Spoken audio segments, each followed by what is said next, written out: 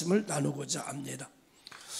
요즘 사람들이 가장 큰 고통 중에 하나는 관계의 단절이라고 그럽니다. 스마트폰으로 언제든지 연결할 수 있는 시대에 살고 있지만 아이러니하게도 그 어느 때보다 정서적 단절이 심각한 시대입니다. 심리학자들은 이를 정서적 고립이라고 부릅니다. 관계 속에서 갈등, 오해, 상처가 반복되면서 점점 사람들은 자기만의 방 안에서 스스로 가두게 되는 일들을 보게 됩니다. 어느 날 전철을 한번 타봤더니요, 그 많은 사람들이 조용해요. 왜 조용한가 보니까 모두 다 핸드폰 보고 있더라고요. 야, 사람들과의 눈을 바라보고 대화하는 게 아니고, 대화하는 중에도 사람들의 생각은 휴대폰에 가 있어서 눈을 마주치고 대화하는 게 아니라 휴대폰을 만지작거리고 휴대폰에 오는 문자를 확인하고, 그래서 대화가 단절되고, 사람 간의 관계는 눈을 보며 말해야 된다잖아요. 사랑은 눈으로 하는 거라잖아요. 그런데 서로 눈을 바라보지 않고 핸드폰에만 관심이 있으니까 같이 있어도 같이 있는 느낌이 없고 고립되는 상태가 돼버린다는 사회죠. 아이들도 집에 들어오게 되면 핸드폰을 가지고 방으로 들어가 나오지를 않습니다. 방에 들어가서 뭐 하나 이렇게 보면 핸드폰 하고 있어요. 유튜브 하고 있고 게임하고 있고 핸드폰과 놀고 있는 거지요. 사람은 사람과 놀아야 됩니다. 그런데 사람이 핸드폰과 놀기 시작하면서 정서적 고립관계가 형성이 되게 되고, 그 관계 속에서 찾아오는 사랑의 상실, 관계의 상실, 은혜의 상실, 교감의 상실을 가져오게 된다, 이렇게 볼 수가 있는 거죠. 2024년 작년이죠. 한 국내 대학병원 건강의학과에서 조사를 했는데 20대 30대 청년들의 67%가 가까운 누군가의 마음을 나누고 싶지만 두렵다고 응답을 했대요. 두렵다. 왜 두려운가 하면은 괜히 마음을 열었다가 상처받을까 봐, 그리고 누군가에게 다가갔다가 외면당할까 봐 두렵다. 이런 마음을 가지고 있는 사람들은 인간과의 관계를 포기한 채 살아가는 이들이 많고, 그럴수록 더 기계와의 관계 속에서 맺어가는, 기계와의 교제를 하게 되는 인간성 상실이 이루어지게 된다, 이렇게 볼 수 있죠. 이런 사람들이 보통 많은 것이 아닙니다. 이제 어른들도 그 지경에 서서히 빠져들기 시작하는데, 이런 실존적인 고립감을 단순히 외로움뿐만 아니라 내 존재가 받아들여지지 않는다는 두려움이 있다는 거지요. 그래서 누구에게 가까이 가지 못하고, 누구에게 말하지 못하고, 누구에게 전화하지 못하는 시대가 된다는 겁니다.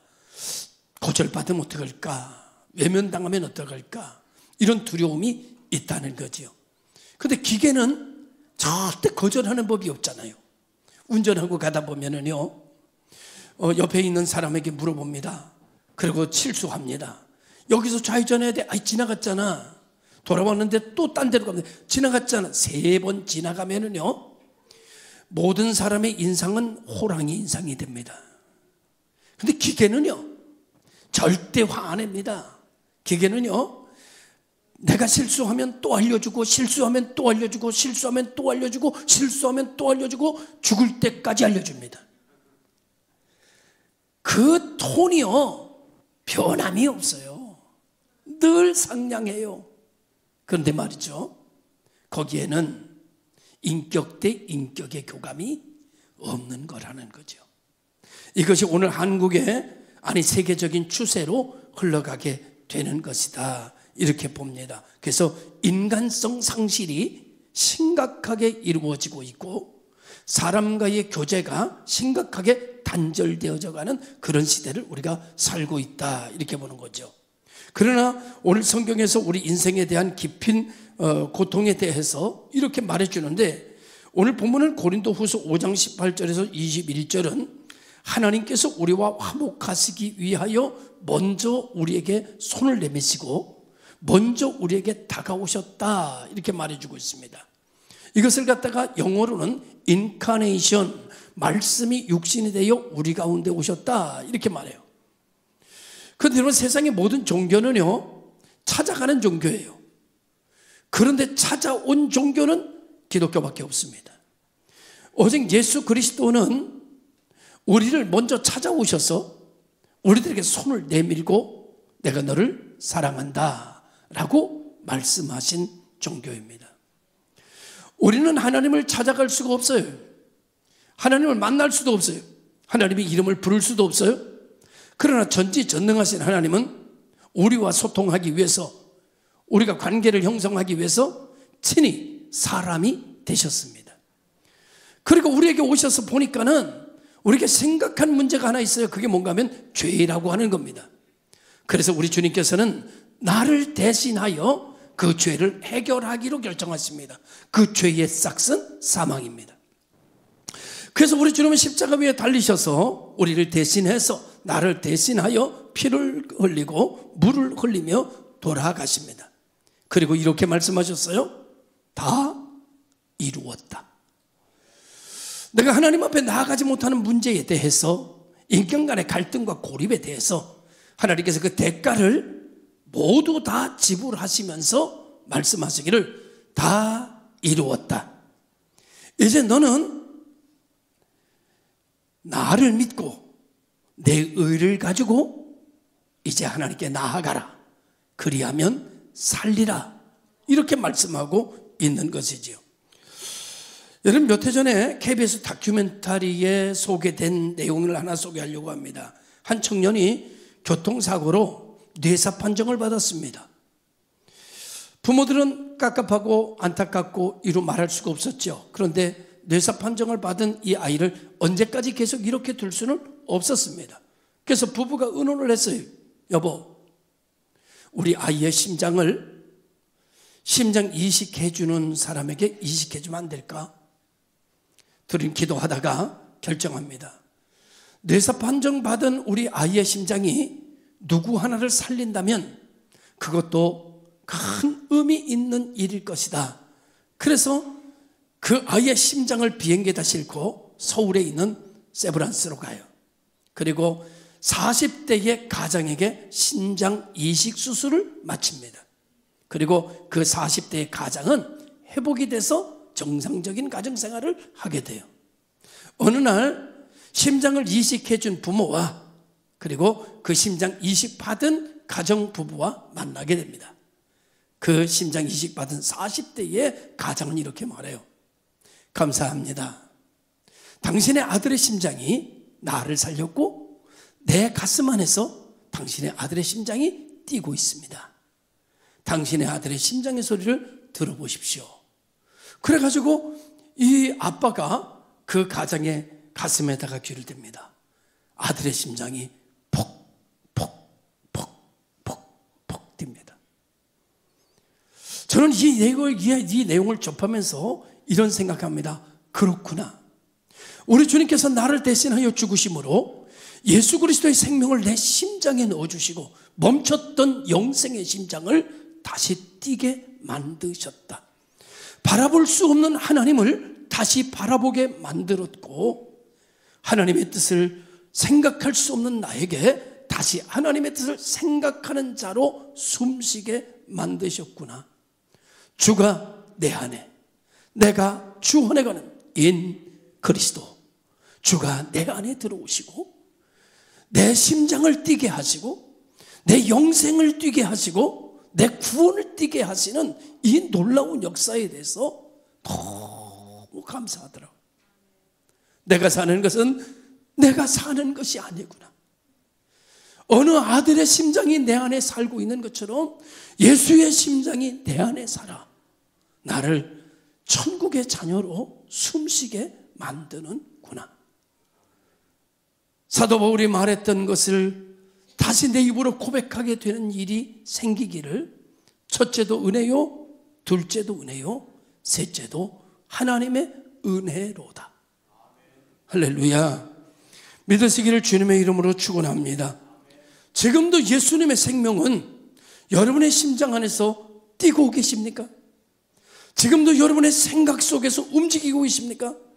여러분의 모든 오장육부에서 하나님이 살리신 일들이 이전 것은 지나갔으니 보라 새 것이 된 새 것의 가치가, 새 것의 의미가, 새 것의 정체성이 나를 움직이고 있는가? 오늘 우리가 우리 된 것은, 오늘 우리가 이렇게 예배 드릴 수 있는 것은 너무나 큰 하나님의 은총입니다. 저는 속초에서 목회했었습니다. 예전에 속초에서 목회할 때에 한 가정이 전도대 들어왔어요. 근데 그 가정은 아주 철저한 불교의 가정입니다. 그런데 딸이 아픈데 폐결핵이 걸렸는데 너무너무 아픈데 해결이 안 되는 거예요. 그래가지고 골방 같은데 빛도 들어오지 않는 곳에 딸은 거기에 거하고, 그 딸은 그저 거기에서 골방 같은 데서 어두침침한 데서 책만 보는 거예요. 그러다가 쓰러져 자고 또 약 먹고 쓰러져 자고, 사람들도 그 방에는 들어가지 않습니다. 신방을 갔더니 그 딸이 있는 곳을 가르쳐 주질 않아요. 그래서 딸이 계시다는데 그 딸 좀 보여달라고 그랬더니 아이 그게 뭐 괜찮습니다. 그래서 아니 괜찮습니다. 한번 제가 들어갈게요. 문을 열어주는데 진짜 어두침침한 게, 그냥 건강한 사람도 들어가 있으면 병 걸릴 것 같아. 그런 방에 그냥 이렇게 방치되다시피 있는데 그냥 온몸은 바짝 말라가지고 숨만 씻고 눈만 그냥 반짝반짝 하는데, 나이를 물어보니까 나보다 한 살 많아. 너무너무 안타까워서 눈물로 기도하고 일주일에 한 번씩 그 집에 가가지고 그 자매와 교제하기 시작합니다. 그 자매가 드디어 사람과 교제가 가능하고 사람과 대화를 하기 시작하는 거예요. 너무나 안타까워서 구역 식구들 데려가서 그 집에서 일주일 동안 부흥회를 합니다. 울며 불며 하나님 앞에 막, 하나님이요, 이 자매를 살려주십시오. 건강을 치료해 주십시오. 회복시켜 주십시오. 이 가정에 하나님의 기적을 보게 해 주십시오. 이 가정에 하나님의 치유를 보게 해 주십시오. 막 기도하는 거예요. 그 일주일 동안 부흥회 하는데 어떤 역사가 일어나는가 하면 그의 아버지가 죽게로 돌아옵니다.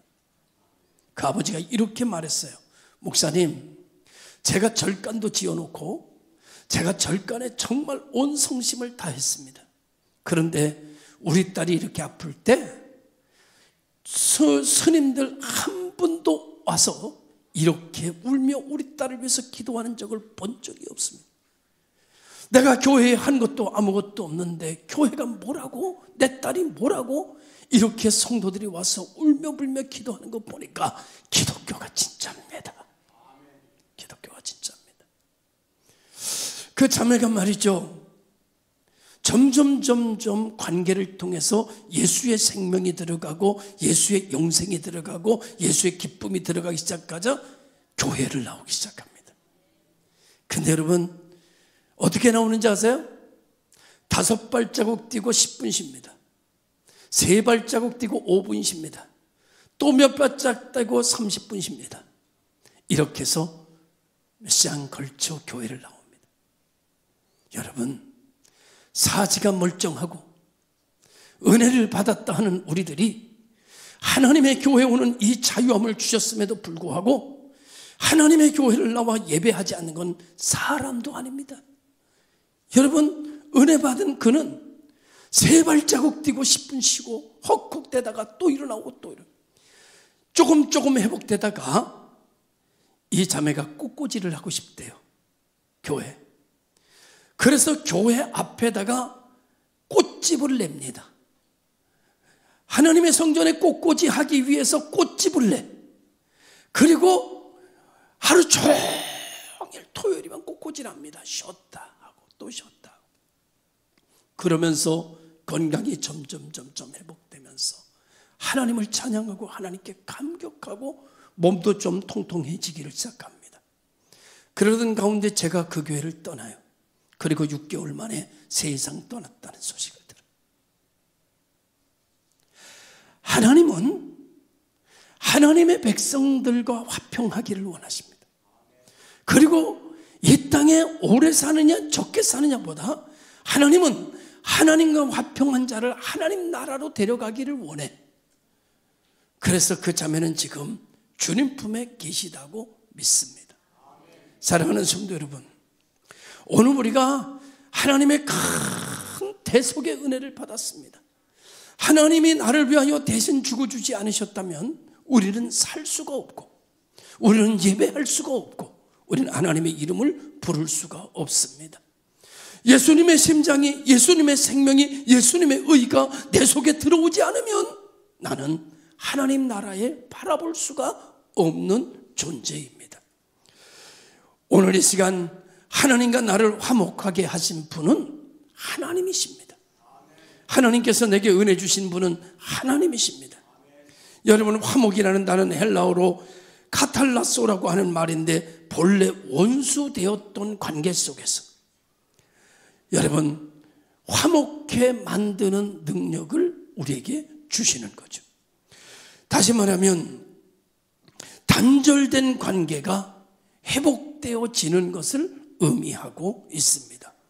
이제 심리적으로 보면 용서와 화해는 단지 상대방을 위한 일이 아니라 내면의 자유를 위한 길이고, 원망과 분노는 우리 자신을 묻고 고통스럽게 만들지만, 그러나 용서는 스스로를 치유하는 과정을 겪게 되고 진리 안에서 우리를 자유케 만드는 능력을 보여준다고 말씀하고 있습니다.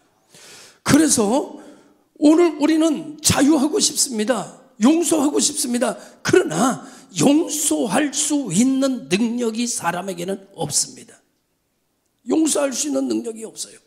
화해하고 싶습니다. 그런데 화해할 능력이 우리에게는 없습니다. 그래서 우리는 그것을 이루지 못합니다. 우리의 죄성과 자아는 끊임없이 자기를 판단하고 상처를 붙들고 세상을 살아가게 만들고, 상처는 잊혀지지 않도록 만듭니다. 고마움은 잊어버리는데 상처는 영원히 잊어버리지 않아요. 어렸을 때부터 받았던 상처가 여러분 그대로 한 토시도 틀리지 않고 기억나는 것은 내가 죄인이기 때문입니다. 그런데 하나님은 우리들에게 다가오셨어요. 아무것도 준비되지 않았을 때, 우리가 아직 죄인 되었을 때, 우리가 하나님의 이름을 부를 수 없을 때, 그리스도를 통해 하나님은 먼저 화평을 시작하시기 시작했고 화목을 시작하시기 시작했습니다. 내가 손 내밀기 전에 주님은 인간이 되셔서 내게 손을 내미셨고, 내가 주님의 이름을 부르기 전에 십자가에서 나의 죄를 대속하여 죽으심으로 내 죄를 사하여 주셨습니다. 내가 하나님의 자녀 되게 하는 권세를 달라고 하시기 이전에 하나님께서는 먼저 하나님의 자녀의 권세를 선물로, 은혜로 준비하셨습니다. 하여 예수를 믿는 자는 멸망치 않고 영생을 얻게 됐고, 영접하는 자 곧 그를 믿는 자는 하나님의 자녀가 되는 권세를 주었으며, 하나님이 선한 목자, 나의 목자가 되셔서 잔잔한 시냇가와 푸른 초장으로 인도하실 뿐만 아니라 시절을 쫓아 열매를 맺으며 그 잎사귀가 마르지 않게 하는 사람들로 세워주시는 줄로 믿습니다. 하나님의 은혜, 하나님과 나와의 화평을 이룬 것은 전적인 하나님의 은혜입니다. 우리의 수고가 단 하나도 들어가지 않은 첫째도 은혜, 둘째도 은혜, 셋째도 하나님의 은혜입니다. 왜 은혜인가 하면은 내가 원수 되었을 때 은혜를 주셨거든요. 내가 하나님께 등 돌려 있을 때 나를 위하셨거든요. 이것이 하나님의 말할 수 없는 아가페적인 사랑, 무조건적인 사랑입니다. 두 번째로는 이렇게 우리와 하나님과의 관계가 회복이 되면 하나님께서는 우리에게 사명을 맡기시는데, 그 사명은 뭔가 하면은 이웃과 화평케 하라는 겁니다. 은혜 받은 사람은 내 안에 하나님의 생명이 있어서 그 하나님의 생명이 나를 움직일 때 용서하게 되고 사랑하게 되고 우리는 그를 섬기는 자로 거듭나는 역사가 일어나게 되는 것이죠. 내가 원수되었을 때 사랑을 받은 자는 원수된 자를 사랑으로 대하는 역사가 일어나게 되는 겁니다. 이러한 용서와 사랑은 단지 선교나 전도만 뜻하는 것이 아니라 깨어진 관계 속에서 사랑을 실천하고 용서를 선택하고 오해와 상처 속에서 화해를 이루는 삶의 태도로 전환되는 능력을 의미하는 것이죠. 이것을 갖다 실존주의 철학자 키에르 케고르는 말하기를 진정한 인간의 자유는 하나님과 관계 안에서만 발견된다고 말했습니다. 인간은 관계 속 존재이며 그 근원인 관계가 하나님과의 관계이고 하나님과의 화목이 이루어질 때 인간은 비로소 하나님과의 화목, 자기 자신과의 화목, 그리고 이웃과의 화목, 그리고 자연과의 화목이는 화목의 역사가 일어나게 된다라고 말했습니다. 첫째는 여러분, 하나님의 택함받은 여러분, 하나님의 자녀된 여러분, 하나님과 화목하는 삶이 이루어지기를 주의 이름으로 축원하요. 두 번째로는요, 자기 자신과 화목하시길 바라요. 자기 자신과 막 싸우지 마세요. 아이고 못난 거, 지긋지긋한 거, 너, 아이고 그냥 이러지 마세요. 아이고 미련한 거, 우리 엄마가 나 낳고 이런 나를 낳고 미역국을 먹었다니, 아이고 그러지 마세요. 하나님께서 말씀하십니다. 내가 사람들이 뭐라고 너라고 말하든 네가 뭐라고 말하든 너는 세상의 소금이다. 너는 세상의 빛이다. 등불을 켜서 말 아래 두지 아니하고 등경 위에 두나니 하나님께서 사랑하신 그 사랑으로 너를 보고 하나님이 용서하신 그 용서로 너를 대하며 하나님이 축복하신 그 축복으로 너를 바라볼 수 있는 눈이 열려지기를 주님의 이름으로 축원합니다. 그래야 그 사랑으로 우리는 이웃을 사랑하고 이웃을 용서하고 이웃을 섬기고 이웃을 관계 맺어가는 역사가 일어나야 우리의 삶이 물된 동산 같은 역사가 일어나게 되는 줄로 믿습니다. 이웃과의 관계가 회복이 되면 네 번째로는 자연과의 회복, 물질과의 회복이 이루어져서 여러분의 삶이 윤택하여지게 되고 얼굴이 빛이 나기 시작하고 지금처럼 저렇게 내천자를 그리고 앉아있지 않고 미소를 다 지면서 우리가 큰 은혜 받은 사람들이 저렇게 앉아있으면 사람도 아니지, 은혜를 저렇게 받고 인상을 저렇게 쓰고 있으면 어떻게 그게 사람이에요? 어? 여러분, 사랑을 많이 받은 사람, 은혜를 많이 받은 사람은요, 미소를 짓고 하나님 감사하다, 할렐루야 할렐루야, 울든지 웃든지 둘 중에 한 가지 하라면서 할렐루야 아멘 아멘 하면서, 여러분, 모나리자가 사랑을 받는 것은 입가에 미소가 있기 때문이 아니겠습니까? 할렐루야. 오늘 우리 모든 성도들이 미소지며 살 수 있는 화평케 하는 자, 여러분이 앉아있는, 여러분 어떤 사람 앉아있는 게 보니까 완전히 트러블 메이커로 앉아있는데 이러다. 그런데 오늘 우리는 피스메이커예요. 할렐루야. 평화의 사도. 내가 너를 화평케 하였으니 너도 나아가 평화의 사도로 살아라. 여러분, 어떤 사람은요, 그 사람만 오면 좋았다가도 싸움이 일어나는 사람이 있어요. 이상하게 그 사람만 오면 싸워. 좋았던 분위기가 확 꺾여져. 그런데 어떻게 보면 어떤 사람은 그 사람만 오면 싸우다가도 화평케 되고, 그 사람만 오면 웃음소리가 나고, 그 사람만 오면 할렐루야가 되고, 그 사람만 오면 그냥 빵긋빵긋 웃어. 할렐루야. 야, 여러분, 뭘 해서가 아니요, 이 터전이 바뀌어야 돼. 어떤 사람은요, 아기를 안으면 아기가 울어. 뭐 한 것도 없는데 아기가 울어. 여러분, 내가 아기를 안았을 때 아기가 운다 회개할지어다. 아기가 뭐 아는 거요, 다 그거 다. 아기는 천사라잖아. 그냥 천사의 눈에 보이는 거예요. 이상합니다. 그 사람이 안기만 하면 안는 게 다른 것도 아닌데 그 사람만 안으면 아기가 울어. 그런데 이런 사람이 있습니다. 그 사람이 안기만 하면 아기가 울질 않아. 그 사람이 안기만 하면 아기가 뻥긋뻥긋 웃어. 그런 사람이 있어요. 여러분, 오늘 우리가 오늘 어디 가가지고 아기 한번 안아보세요. 웃나. 오늘 우리는 평화의 사도, 하나님과 나를 화평케 하셨으니 그 능력이 내 안에 들어와 나를 숨쉬게 하면 그 능력은 화평케 하는 자는 복이 있나니 저희가 하나님의 아들이라 일컬음을 얻을 것이며, 하나님의 아들은 화평케 하는, 여러분, 피스메이커, 평화의 사도, 화평케 하는 자가 되어야 될 줄로 믿습니다. 여러분, 오늘 우리 하나님께서 우리에게 이 큰 은혜를 주신 것을 보면 여러분을 사랑하는데 지극히 사랑하시는 것이 분명합니다. 하나님이 여러분을 귀하게 여기시는 것이 천하보다도 귀하게 여기시는 것이 분명합니다. 마지막으로 세 번째로 그리스도 안에서 우리의 죄를 담당해 주신 하나님에 대한 이야기인데요. 하나님이 죄를 알지도 못하신 이를 우리를 대신하여 죄로 삼으셨다. 이 구절은 복음의 가장 깊은 중심부입니다. 심장부예요. 죄가 없으신 예수께서 우리의 죄를 담당하셨고 우리는 그 은혜로 말미암아 하나님의 의가 되었고, 이 장면은 단순한 종교적인 교리가 아니라 실존적인 고백, 우리의 존재감을 새롭게 만드는, 이전 것은 지나갔으니 보라 너는 새 것이 되었도다. 사람들의 말을 믿지 마세요. 사람들의 비난을 붙들지 마세요.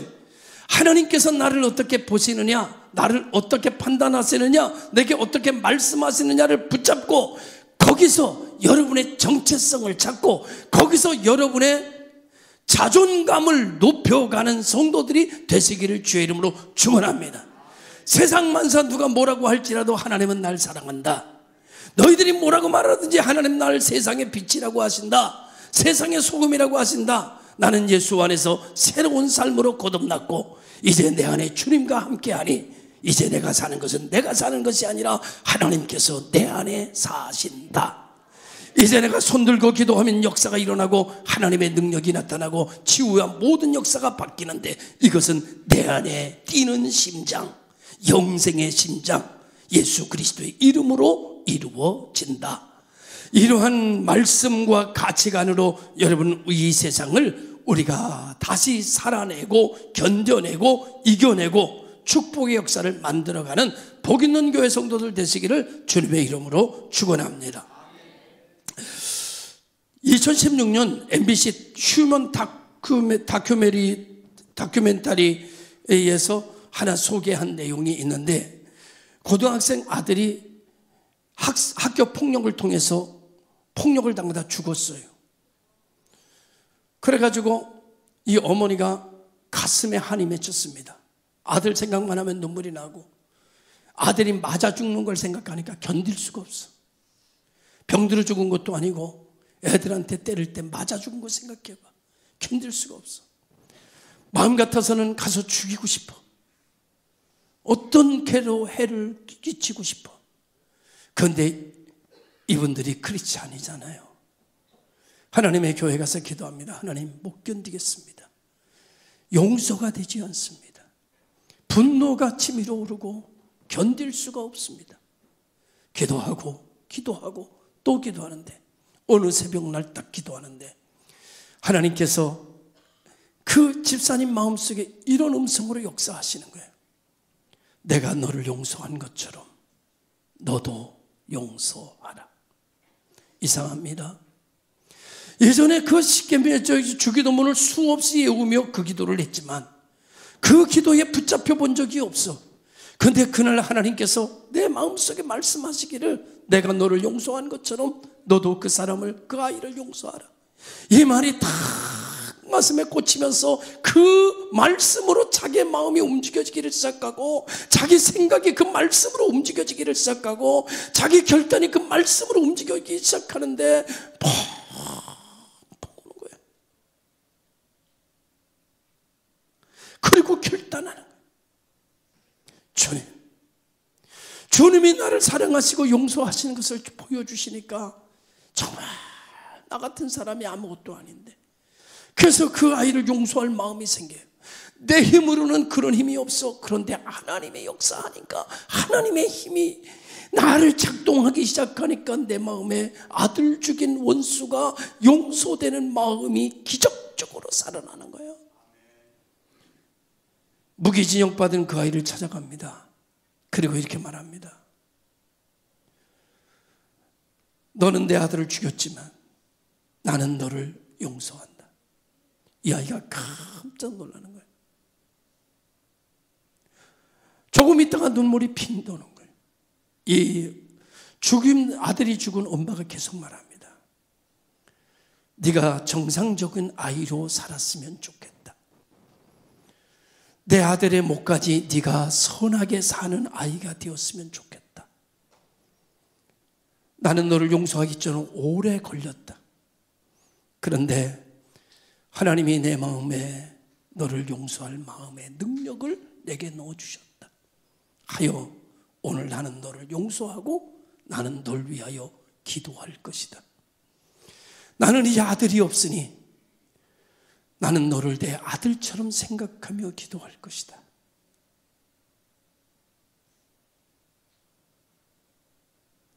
이 아이가 자려서 일어나더니 무릎을 꿇습니다.